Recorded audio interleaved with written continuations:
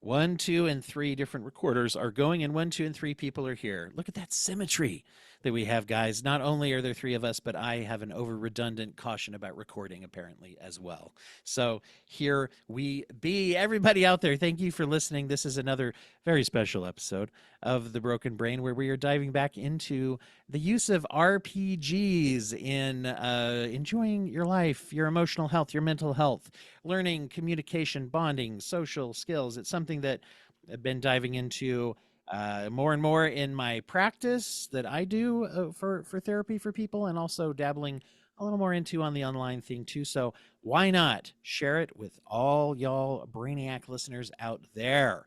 So we are lined up to have another fun little outing into that today with a game that I have come up with around the idea of movies and movie trivia.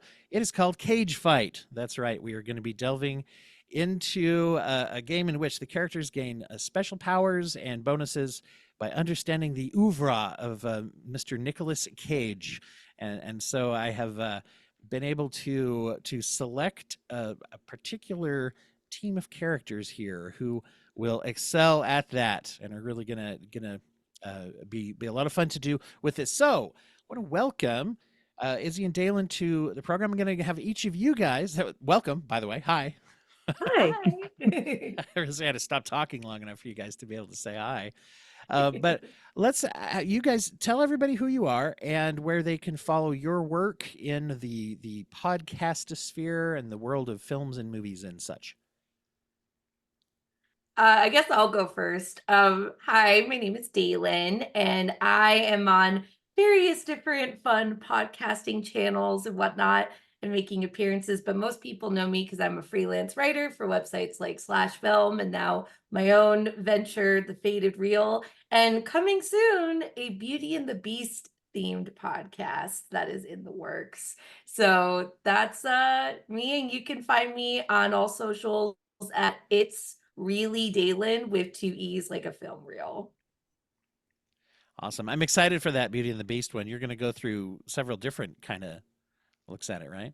Yeah, I'm doing all the film and TV adaptations and talking about like the history and the gender roles that play into it and various other nerdy things that I love because it's my passion. So Awesome. Jalen's That sounds also fun. joined me before when we've done some episodes about the show Anne with an E and the elements of mental health and trauma that are in the Anne and yes. Avonlea sort of series and the different iterations of that too. Yeah, so much fun. Right. And my name is Isabel Turin. I do two podcasts. One is called Her Single Round, where we discuss recently deceased celebrities and basically kind of talk about their movies and shows and their life. Mostly, I just watch whatever's available, which usually is not the greatest movies. So I do have a lot of fun with that. But it's been interesting learning a lot about people, especially older actors that I might have just missed, experiencing or didn't even realize their name. And then I also do That's Bodacious Dude, 80 Radical Movies from the 80s, which Dwight was a guest on recently. I just have a select 80s list that I'm going through with different guests, and that's been really fun. We did the Return to Oz together recently. Mhm. That was super fun to talk about.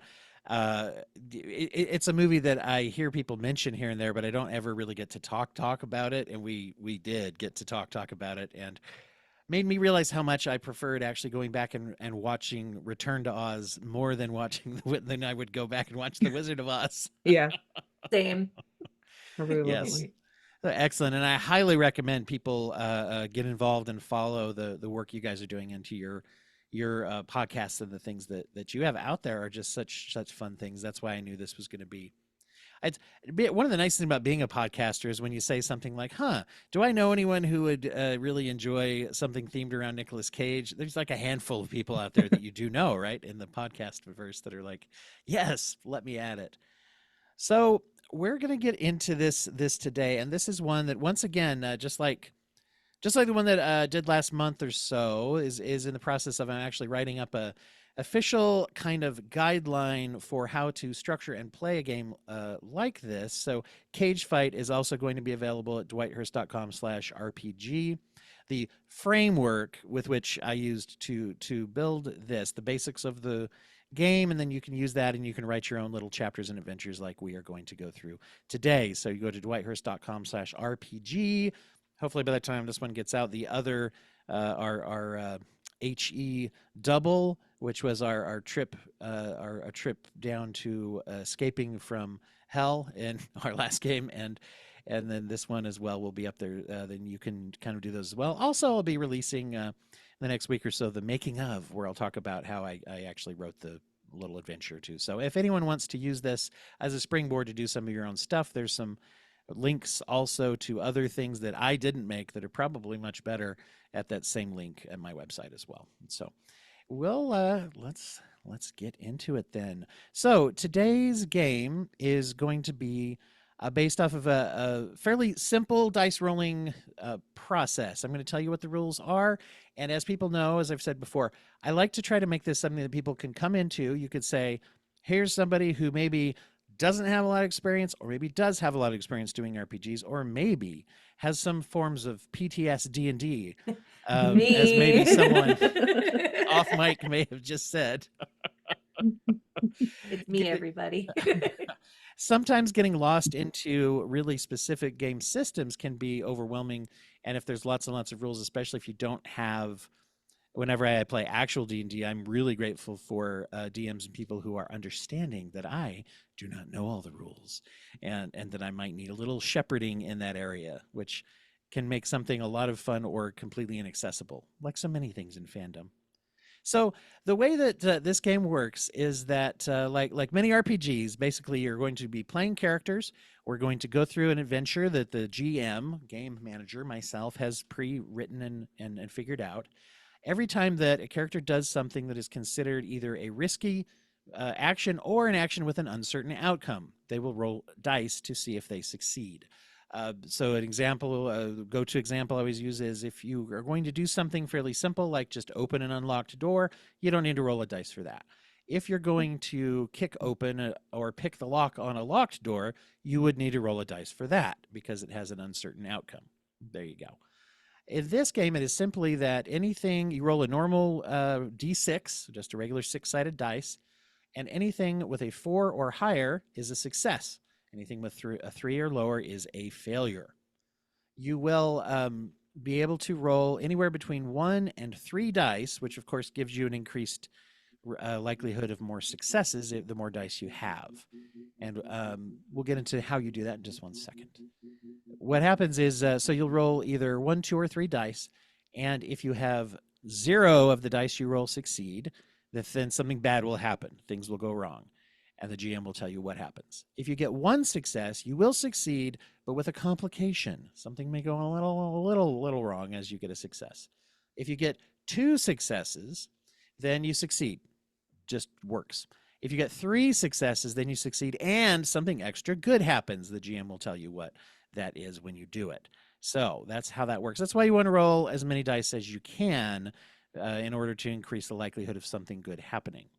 The way this game works is you get to roll 1 dice no matter what, just anytime. If you're like, I'm going to do an action, and it's an encounter, I'm just going to roll a dice. That's 1. The second, however, is if you are able to, let's see. You know what? I'm going to say that in just a second. Let's launch into the story. You're going to roll 2 if you basically use a secret Nick Cage power, and I'll tell you how to do that in a second. And then the third, let's see. Yeah, we'll come in there as well. So you've got Nick. We'll tell you in a second how Nick Cage knowledge will unlock those extra 2 dice. Does that sound good to everybody so far? Yeah. Awesome. Sounds good. Okay. Well, let's get into it. So we're going to meet our 2 characters. You are both world-renowned film professionals. You work in the film criticism and film adjacent, film writing, film something. We're going to learn about what you do, but you were both the preeminent experts in the film world, in the film commentary and critique world, on Nicolas Cage and his work in acting, theater and movies. Theater? Has he done any theater? Anyway, I don't know. But you guys would be the experts there in this world. You are both the number one and number two world leading experts, but you keep moving back and forth in the slots depending on which online outlet or which article or which it is that you read and how you are rated. So you have a comfortable camaraderie and rivalry with each other in this industry. Why don't we go ahead and Izzy, tell us who you are. Who's your character? I'm not sure. Okay. So I'm Dustina Lucas, or you can call me Dusty.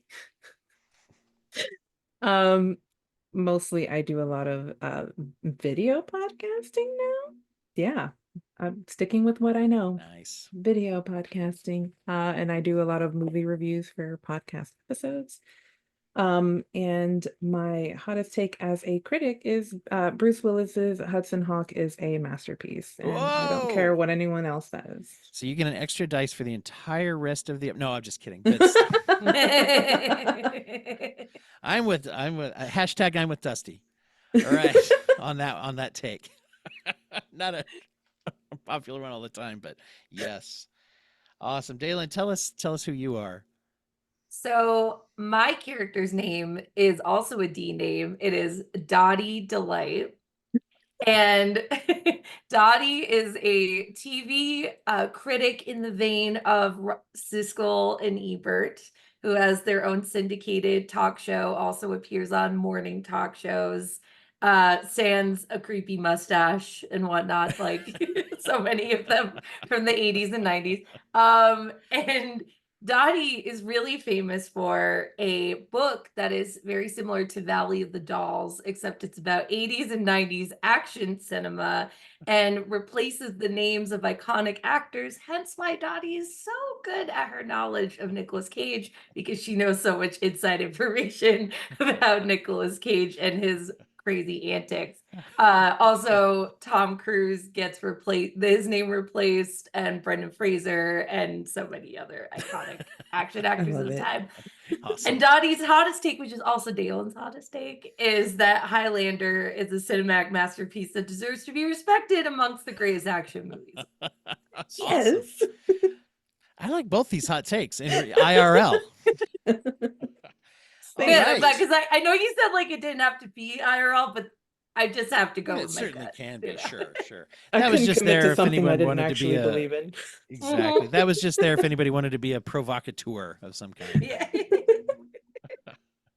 All right. Well, the two of you are gathered together at a film reviewer special screening at a large megaplex theater in the local area in the city in which you work.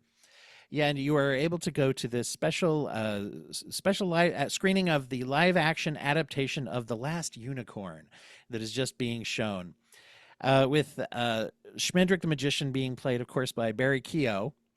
Love it. Amalthea, the titular Last Unicorn, being played, of course, by Anya Taylor-Joy, because who else? The Such role good casting. the role of Mommy Fortuna, played by June Squibb. Let's see. Oh yes, and Timothy Chalamet is playing that skeleton who kind of remembers what wine tastes like, who was my favorite character.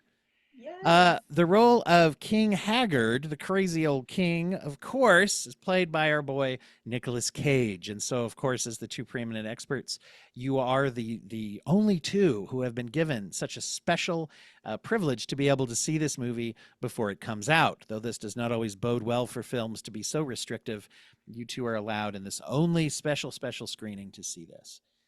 As you're watching and thoroughly enjoying, by the way, this new classic masterpiece, there's all of a sudden a roll and a crash and a sis boom ba that you hear all throughout the entire world. It seems. It just seems like the whole world has shaken to its core, and all of a sudden the screen gets all fuzzy and disrupts. And everything goes crazy, almost as if there's a huge earthquake for just a few seconds, and then silence settles down. All of a sudden on the big screen, some old-timey style newsreels start to play, just like in old noir films or any old theaters where the black and white newsreel starts to play. and inexplicably is also describing things that are very pertinent to what you need to know right now in your life. The voiceover comes on and says, "Newsflash, newsflash. The Earth has just been invaded by aliens." You see pictures and footage of all over the world, Independence Day style, of these huge alien spaceships hovering over, in some cases, the capitals of countries. In some countries, only the most picturesque, such as the Eiffel Tower or the pyramids in Egypt. For some reason, their focus is on things that will be recognizable by Americans rather than the actual capital buildings of those countries. They seem to really have taken a lot from American cinema in the way that they are interacting with us.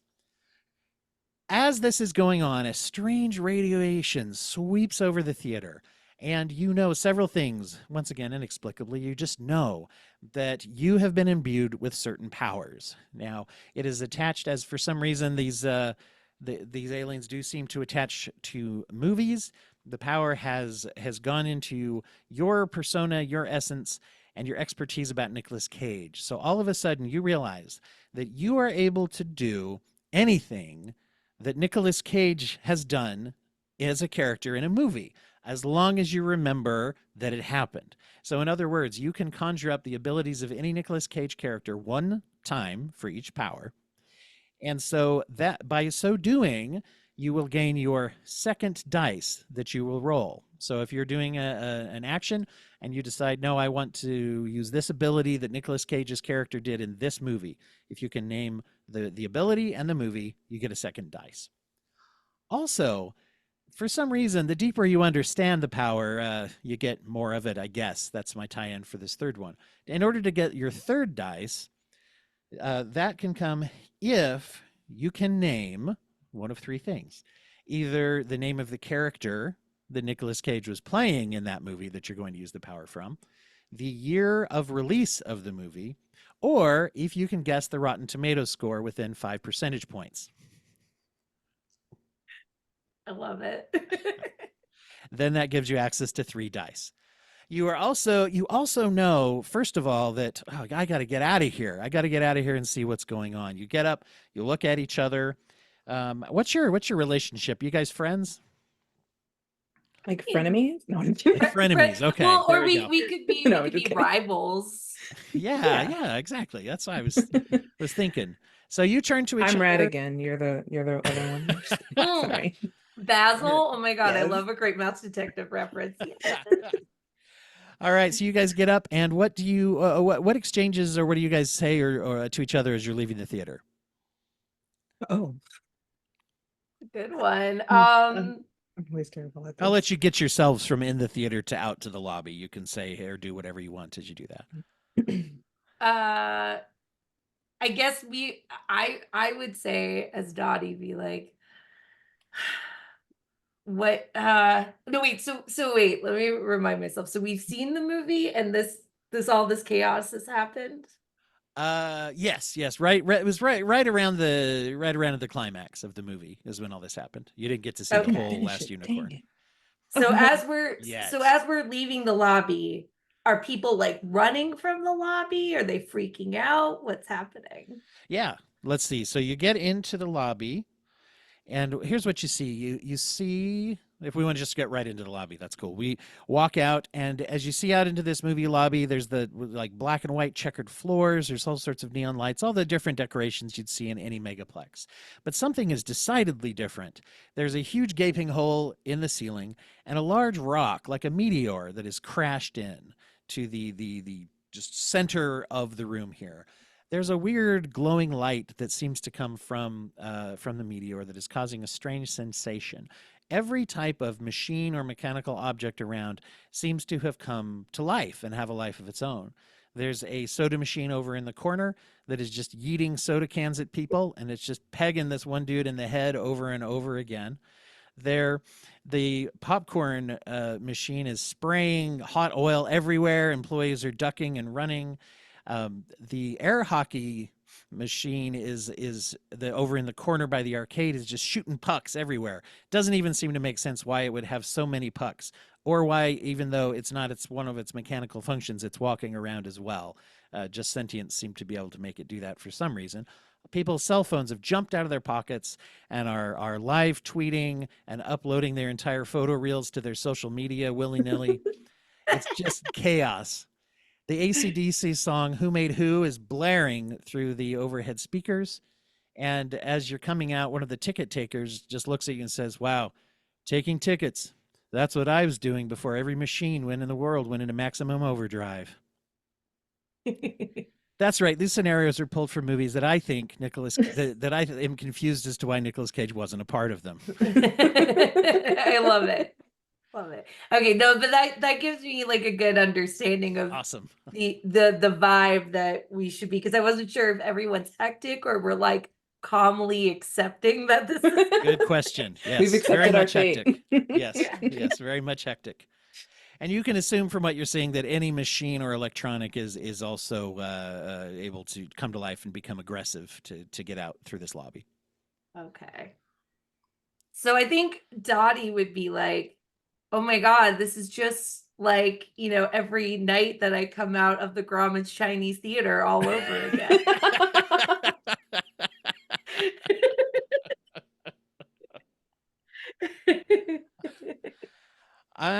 Oh, and I am going to roll as you guys are doing that. I'm going to roll one dice to see, and I got a failure, which means a 3 or lower.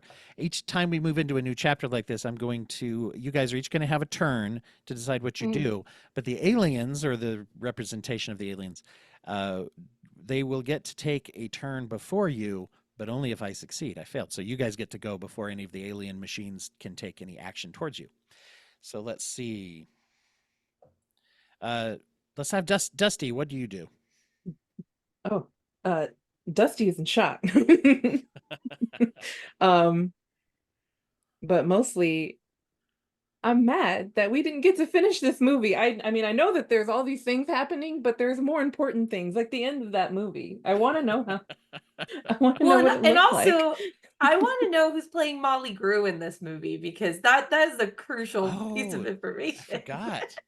You'll have to cast that because I forgot about Molly. I will. Oh my God, now I'm gonna think maybe Kate Blanchett. That would be kind of cool. Very good. I like it. Yeah, I Twins. like it. Sorry, I'm a big Last Unicorn fan, so like I'm just Oh, you know. awesome. So that was a good pick. Yeah, it's my favorite book. And Dottie's too. It's totally Dottie's favorite book Yeah. also. How much of Dottie do you feel like is autobiographical? No, sorry. Yeah. Go ahead, Dusty. I mean, we both have D names. Just saying. All right. So yes, so let's say you're there and yeah, Dusty, you get to decide. We'll let you go first and decide what action do you want to take. Let's I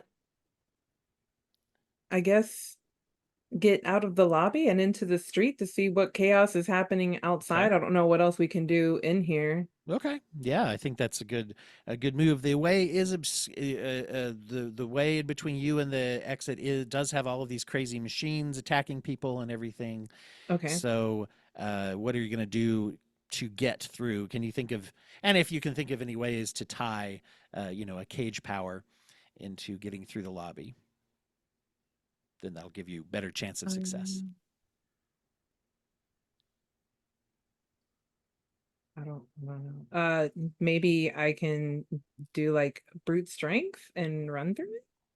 Okay. Can you think of a movie or a character where Nicolas Cage played someone who could do that? The Croods. He was a caveman and he had a lot of strength. There you go. There you And go. he was grug, grug, grug, grug. Okay, that's 3 then. You can roll 3 dice for that action. Oh, okay. Big money, no whammy, I guess. And it's the total, right? It's no, each one. So anything that you have that's a 3 or lower would be a failure. Anything that is a 4 or higher is a success. Okay, I Just have tell me. 1 4, and then I have a 1 and a 2. So I have Okay. 2 failures and 1 success. So 1 success. So you succeed with a cost. So you Oh, run no. through wielding your club. It sounds like Yeah, sure. swinging your club, Yeah. bashing things here and there. But let's see, Captain as you Sorry. no, you're good. As you do so, it one of the You hit one of the soda cans that comes flying at you from a machine. It goes out through the glass door, shatters the glass door, and draws the attention of a huge tractor trailer truck that is in the parking lot, also driving around in circles, and is driving straight for the theater right at the two of you. Oh no. But you are now at the you are at the doors to be able to get out. So do we keep running? Do now we gotta It's up to you guys. roll to Dottie gets to. dodge? It's not quite there yet, Uh, so we'll let Dottie. First of all, Dottie can take an action and see. so Dottie would like to use Nicolas Cage's crazy hands from Moonstruck to open the door. Open the theater door outside, or Yes. the door. Okay. Yes. All right. So that's yeah, one for doing, one for Moonstruck. Can you name the character's name, the year of release, or the Rotten Tomatoes score of Moonstruck? Uh I have the brother's name right at the tip of my head and I'm forgetting his name. I mean, I could tell you everything about his I character. know, right? People don't say his name as often as they say Johnny. Johnny's a fool. Yeah, it I was mean, like my About the other hand. character. It rhymes. Oh, Yeah, that's Ronnie. kind of a clue there. Oh, there you go. You got it. Yeah, yeah, Ronnie. yeah. And I think the movie was released 1985.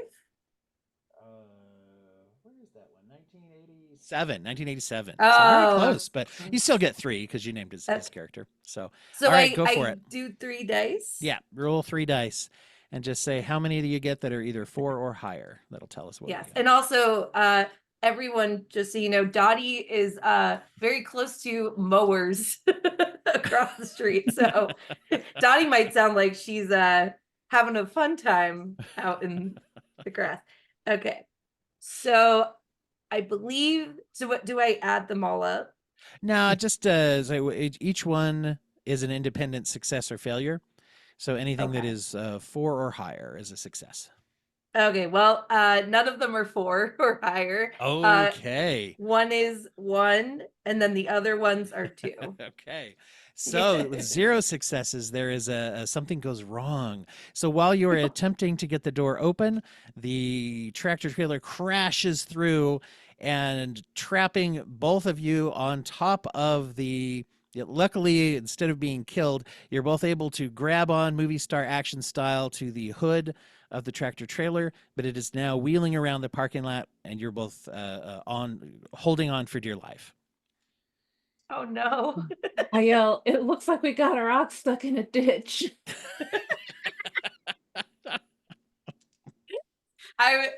Dottie would then be like, "Oh my god, it's just like we're in that Nicolas Cage movie where he drives crazy cars."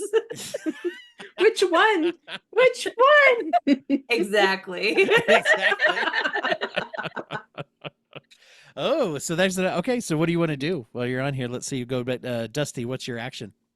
I was like, I can't remember what he does in like any car movie. It's a lot of What's them where my he has some cool action? driving skills. Yeah. If I'm on the hood, is there someone driving it, or is it It's just just a alive on its own. It's just alive on its own. That's right. Okay. Oh God, even the cars are going nuts. Okay. Yeah, sort of Can like in I the movie Maximum Overdrive. Gotcha. I haven't seen it. Okay, I'm sorry. To cover it for the '80s podcast. Anyway, go ahead. It's bonkers. How about I like I don't know, get was it in I don't even know the word, invincibility, and like turn into fire? I don't know, some Ghost Rider stuff, Go for it. and try to punch out the engine or something? Nice. All right. So you got Ghost Rider. So that's 2 dice. Can you say the character's name from Ghost Rider, the year it came out, or the Rotten Tomato score? It was something silly, the fire name, Blaze.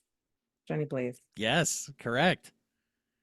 It is So Johnny. is that Yeah, the Johnny 3? Blaze. Holy cow, that is correct. 27%, by the way, on Rotten Tomatoes. But go ahead and Yeah, roll I 3 would not dice. know any never is gonna come up. I'm I don't know amazed any that of you the pulled Rotten that out, Tomatoes. Johnny. Yeah. All right. Go ahead and Ha! roll those three. 3 successes, 2 5s, and a 4. Okay, so you get up there, you punch out the windshield, you whip out a flaming chain and pull the engine block right out of that sucker, and then you jump off with you and Dottie both jump off as it rolls right from underneath you and crashes into a whole bunch of other cars. You both land right on the steps of a building, and behind you there's a huge explosion and fireball as you both walk really cool into the building. As you walk, Yeah. the building, by the way, the building allows you to escape from the movie parking lot. And on the other side of the building, you do see a huge mothership that is floating over the center of the city. And you know intuitively that that's where you need to go to shut this whole thing down, to defeat these aliens. So you're going to cut right through this building, whatever it is. As you enter into this building, right away you're overcome by just the overall feeling of like just tacky, glitzy, glammy. You get like a scent of like alcohol and cigarette smoke. The carpet looks so super tacky. You think at first you're coming into a kid's roller skating rink, but it's just too adult. And then you realize, oh yes, I'm in that casino that's right next to the movie theater.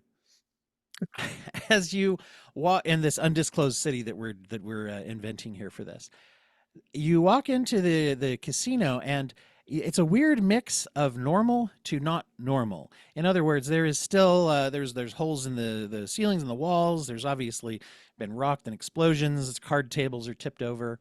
The security guards in it, there's a security station, and the plainclothes security in their suits are kind of like looking around like, what in the world?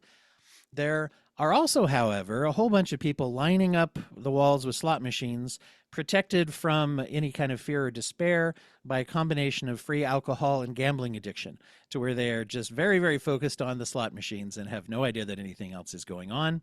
Each of them has at least one earbud in at all times.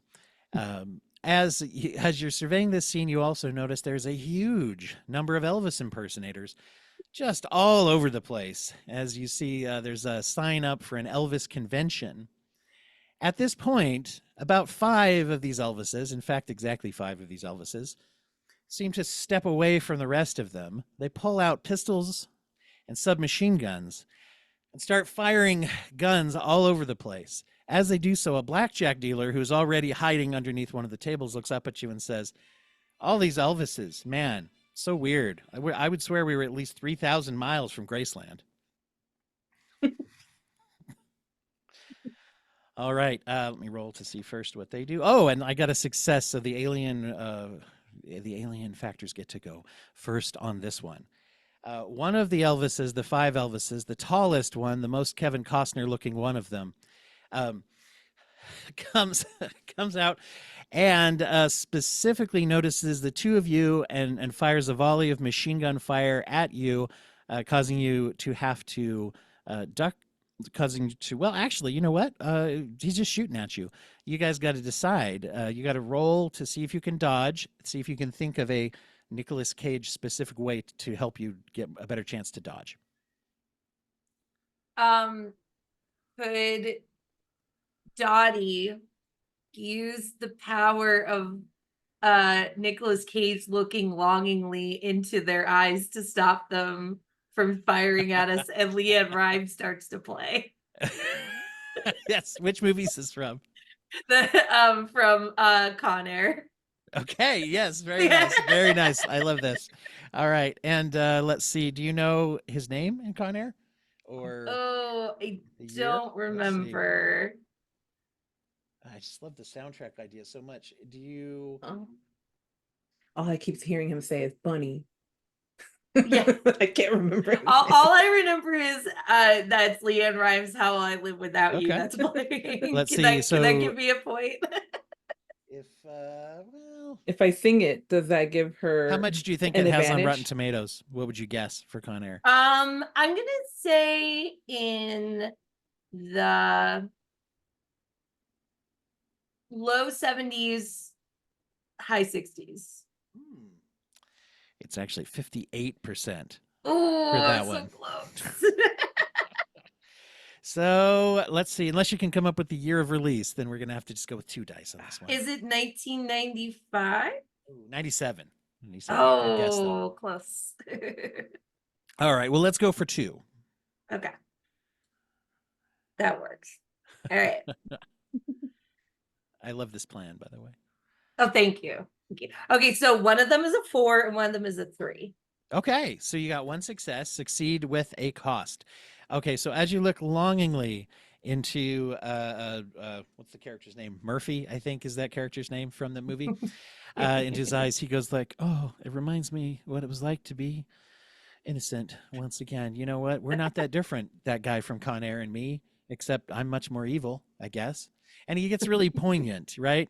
He gets really, really poignant and sad.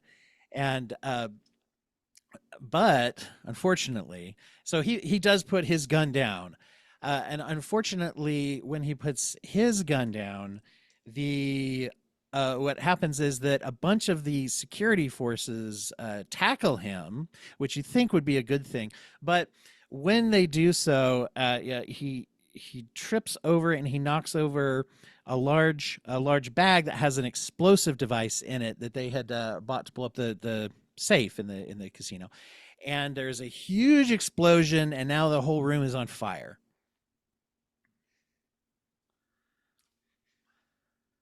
Sounds like chaos. Yeah, more chaos. But no one is shooting at you anymore. Well, That's that's good. nice. So you solved that part. Yay. Okay, and let's see. So let's go to Dusty. What do you do?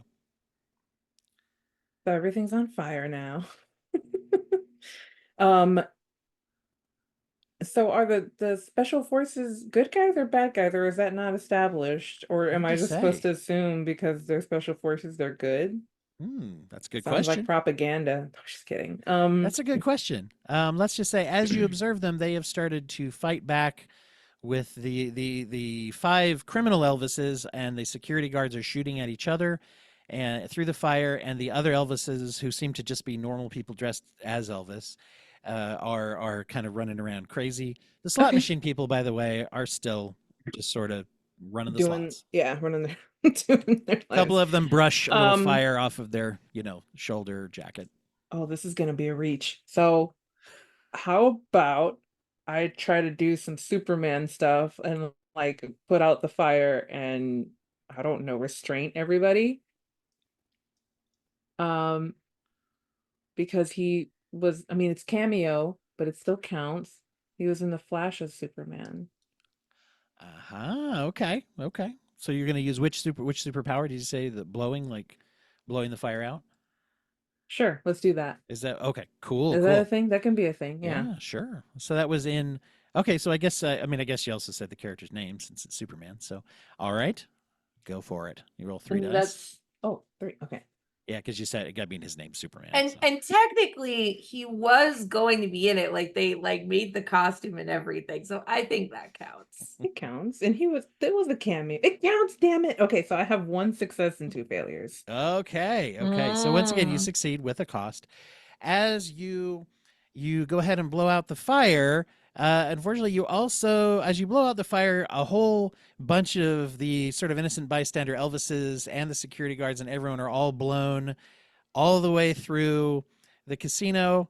And they do, however, the fire goes out, and all of the people do knock the doors on the other side of the casino floor, off their hinges and everything. So you're free to move all the way through the building now at this point. Cool. But you did blow up a whole bunch of Elvises all over the place. But which, hey, at least, but they didn't have parachutes though, because we weren't referencing that movie. Yeah, Anyway, it's not the first time I've blown away a room full of people. I have personality. I don't know. awesome. Love it.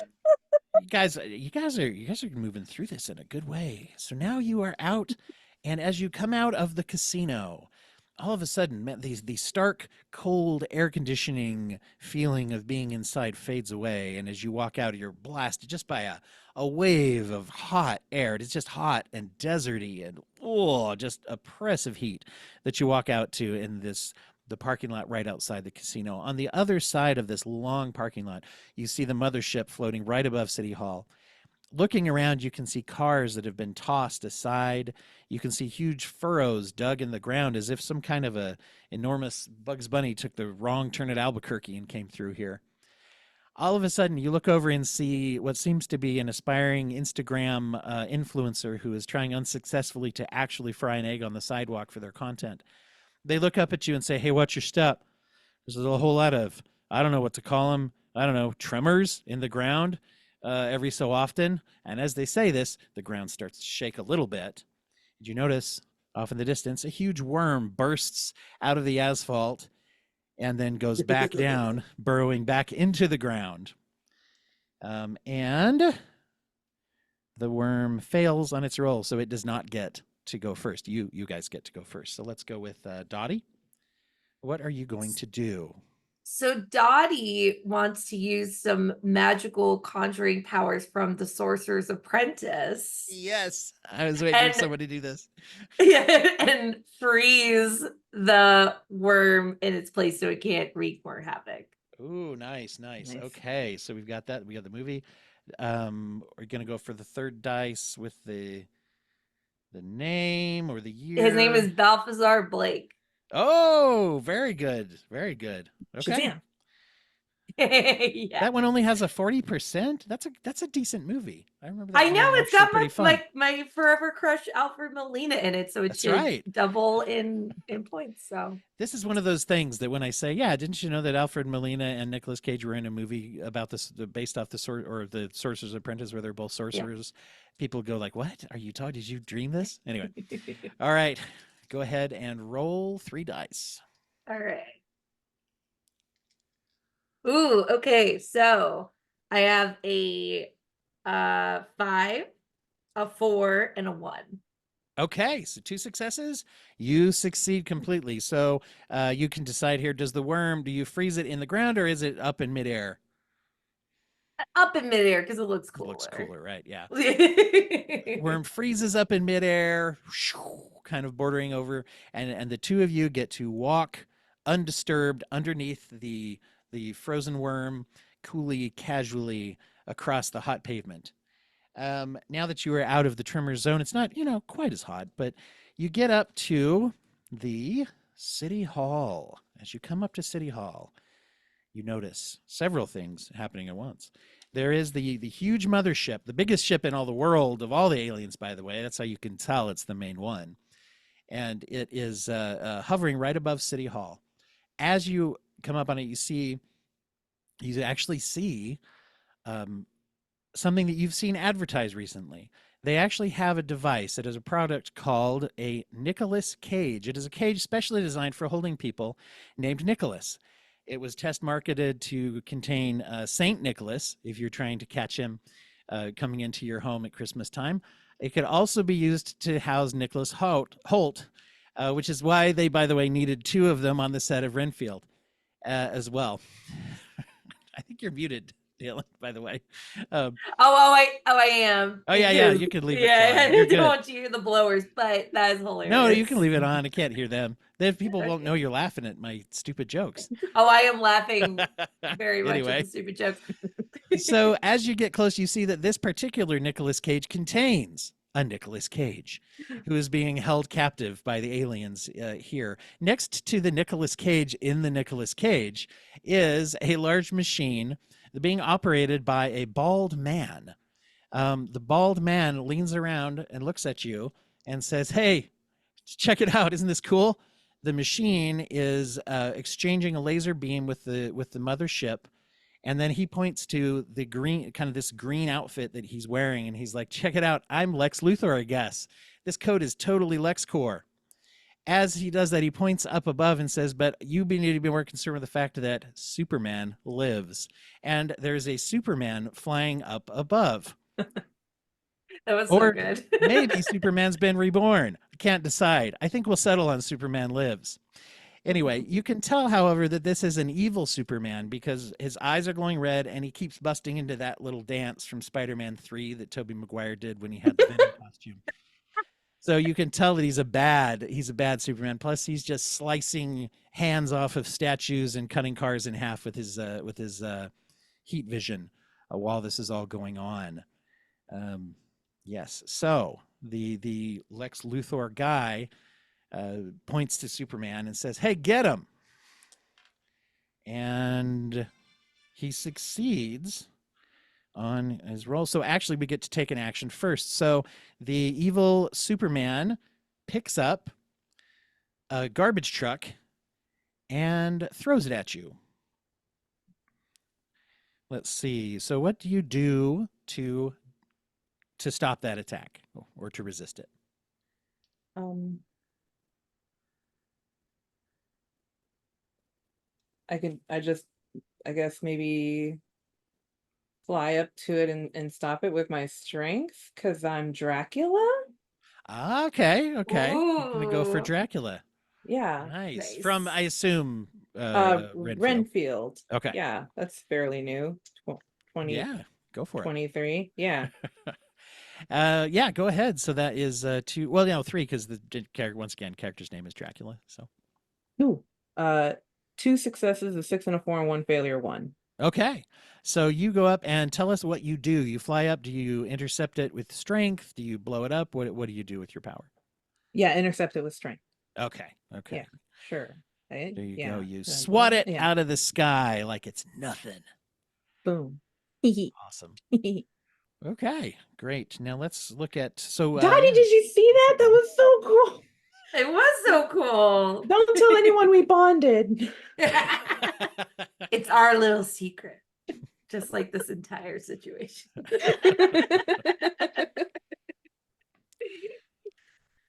All right. Oh, as let's say oh, and then Dottie, do you have an action you want to try?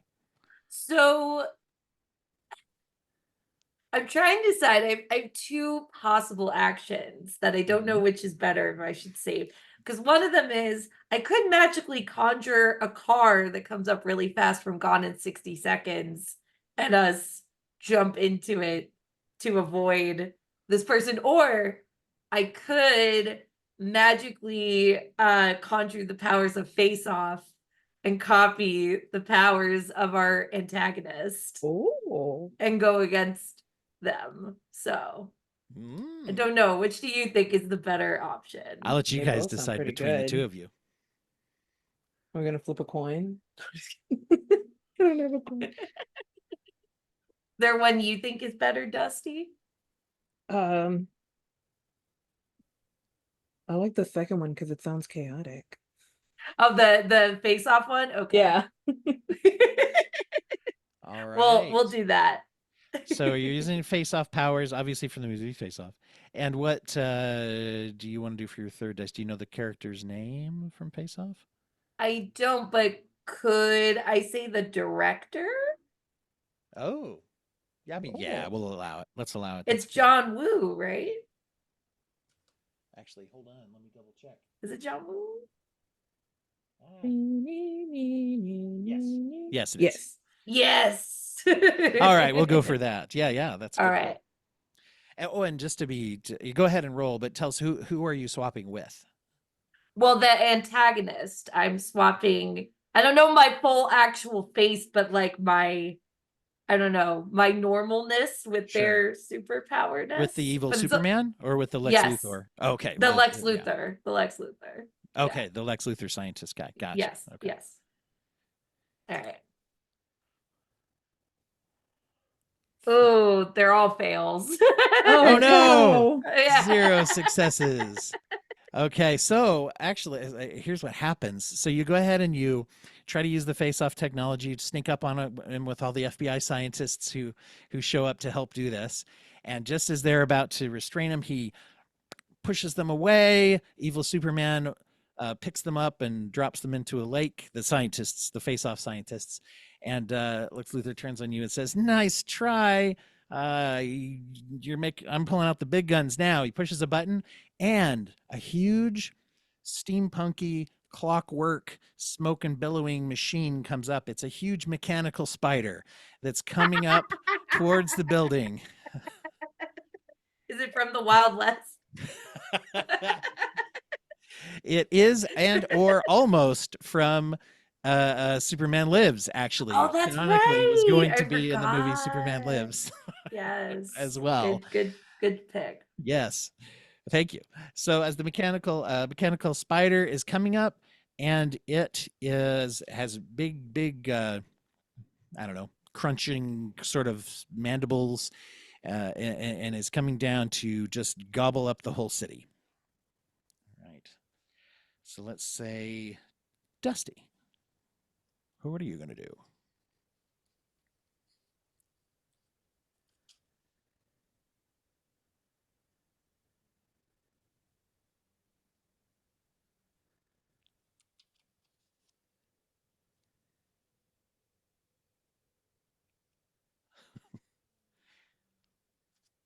I think you're Oh, muted.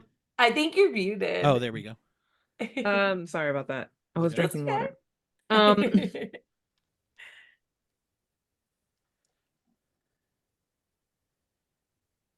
I don't know. Can I appeal to their nature, I You can do guess? anything you Or want. You I can do don't anything you want, especially if it's a Nick Cage related thing that gives you more chances of success. Then yeah, anything you think, anything that this is one of the things that's actually I hope kind of fun about it is you can, if you can think anything. of it, if you can think of it, and then you can do it, Okay. and it might work. Cool. How about I use the powers of being an angel? City of Angels? There we go. Like, I don't know. I love it. Great. And what I to don't know do how that would work. specifically? What is it you're trying to accomplish? I'm trying to get him to see reason and stop this invasion. You're appealing to Lex Luthor. Yeah, Gotcha. let's do Okay. that. Great. Um, And for the oh, third, oh do you want God. to try to get the character's name, the date of Oh yeah, release? no, unfortunately I watched that movie a lot. His name was like Seth or something. Yes, Seth. Seth, really? Okay, I guess it is, but yeah. That's such a unnamed I'm reading the angel description. I name. always thought it was Strange. always so weird. I Yeah. was like an angel named Seth. Okay. An angel. Seth. Okay. It's very Seth the edgelord. But angel. you got it. That's what it is. Okay. 58%. All right, go ahead and roll 3 dice. Oh. Haha, three successes. Oh, 3 Two- successes. 2 6s and a 4. 6s and a 4. You are, Yeah. yes. Well, that is a success. That is a great success with something extra good happening. So let me double check to make sure I have the names right here. So got my lucky tell us, dice. why don't you give us your pitch? What do My you say? pitch? Yeah, what do you say to Lex to appeal to him?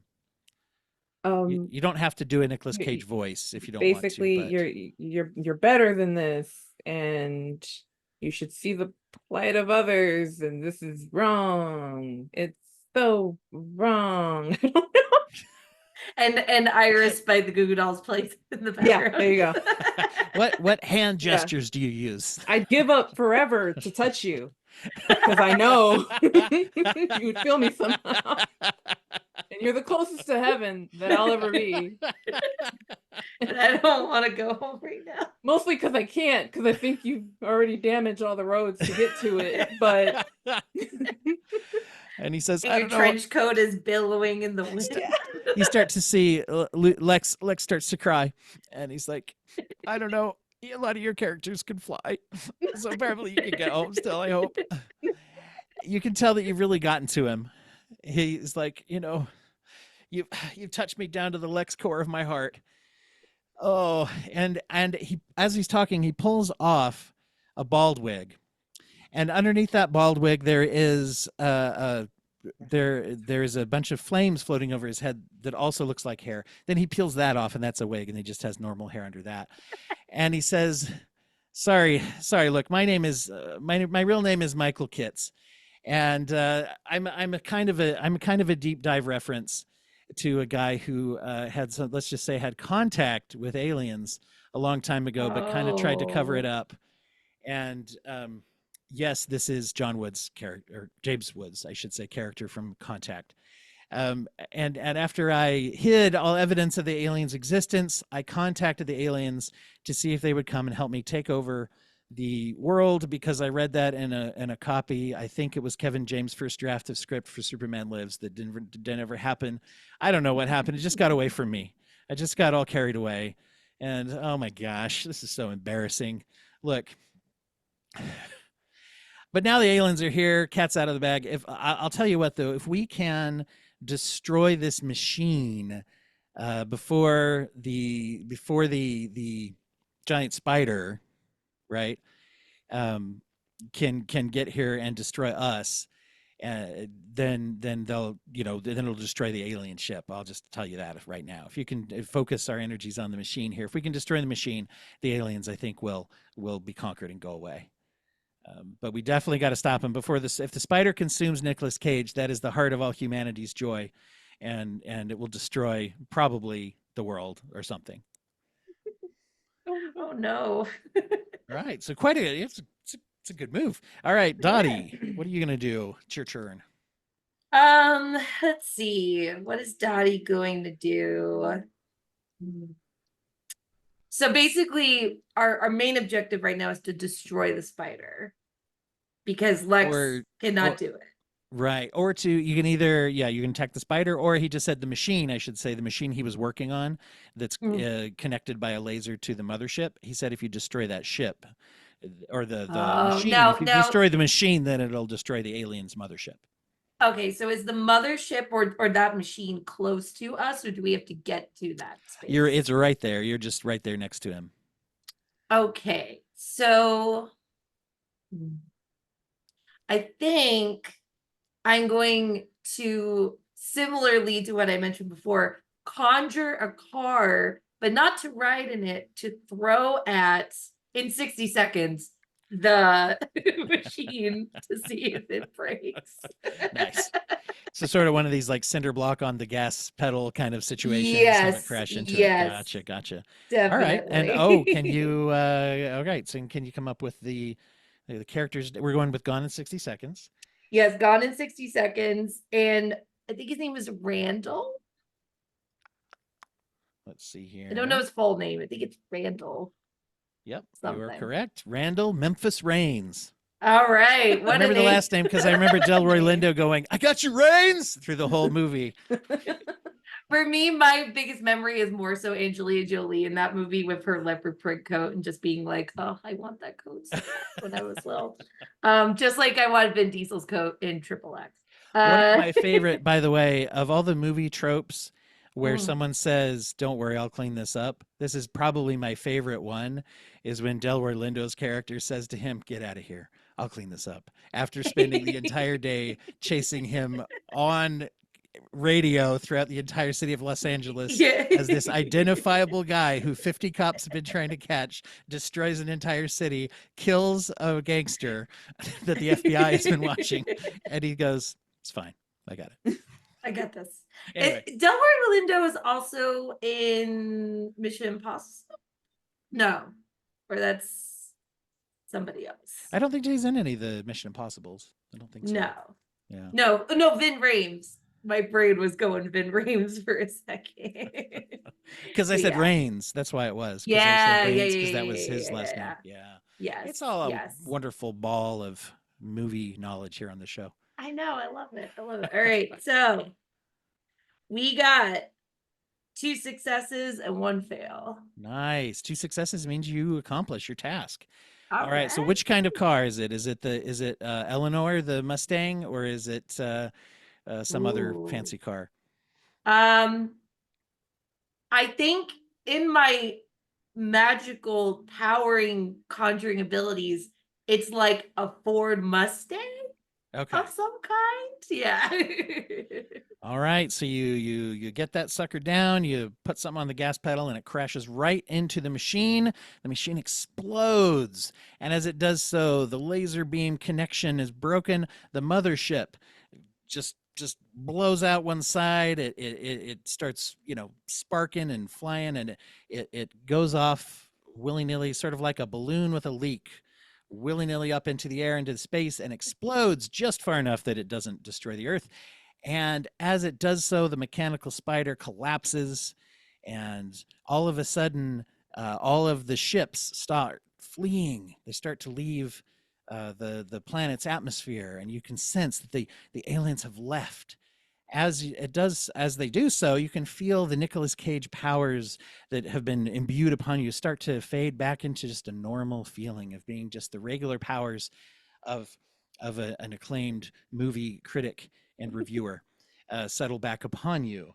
You look over, and strangely enough, you didn't really notice, but there was a big, huge kind of a circular gate device that was sitting off to the side, just kind of beyond the Nicolas Cage in the Nicolas Cage, and it all of a sudden it whirs to life and it opens up a huge sort of like Stargate type of gate, if you will, and out of that gate comes Nicolas Cage, who I also think would have been great in Stargate. That's the whole reason that that exists.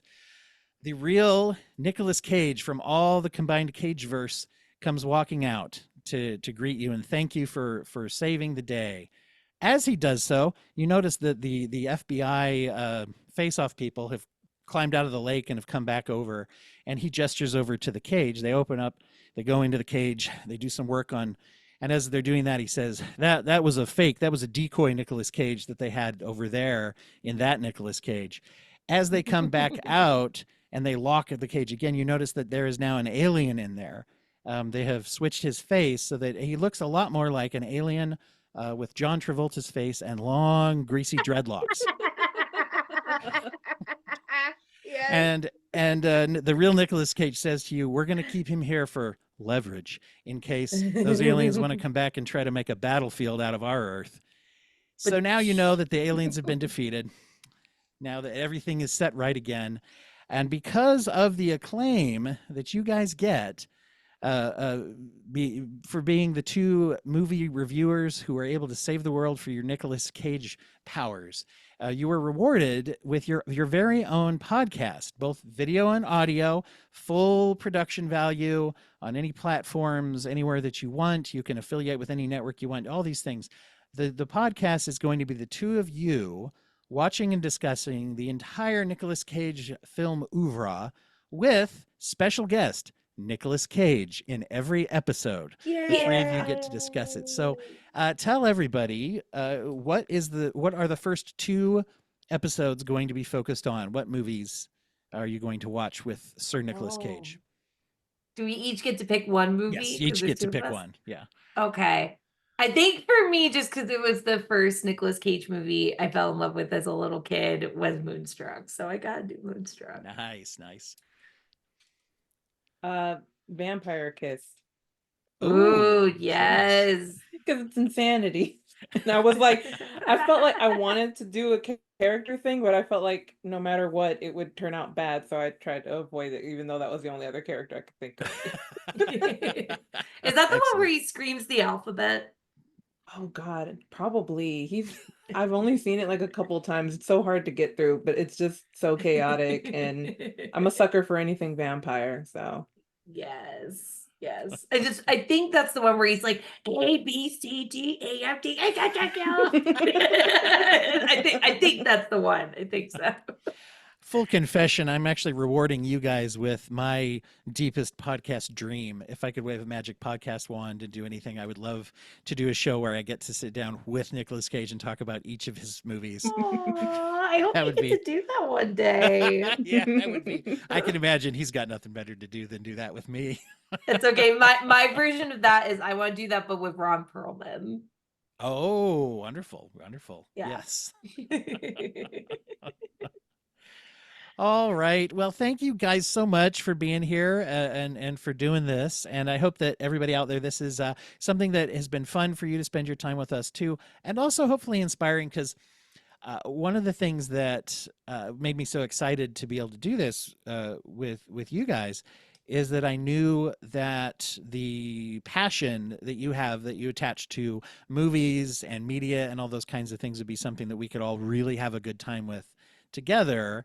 And as I said before, one of the big reasons I'm doing this project is to show that, with a little bit, there's tons of resources out there that talk about how to create one of these little sort of goofy one-shot games where you could sit down with people that you know, people you love, or people you maybe even that you'd like to know better or form friendships with, and be able to say, here's something we can learn.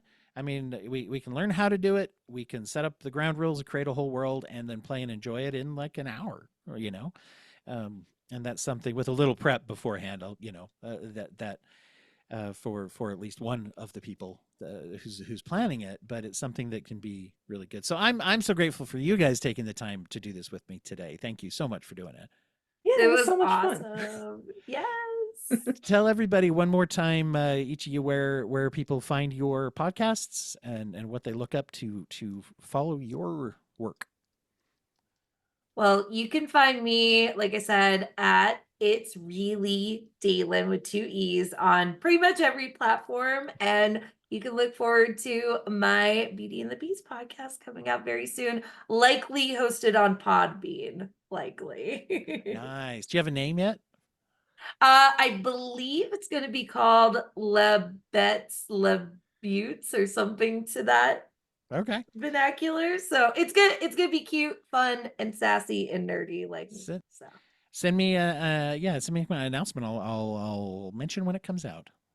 awesome. Thank you. And Cursing Around and also That's Bodacious Dude are both part of the Rabbit Hole Podcast Network. So you can find that on rabbitholepodcasts.com or, anywhere you get your podcasts. So Wonderful, those are really wonderful. fun. Thank you again, and thank you everybody out there for listening. Everybody, go out there and have a a Nicolas Cage level of joy day. There we go. Is that an end? Yeah. Yeah.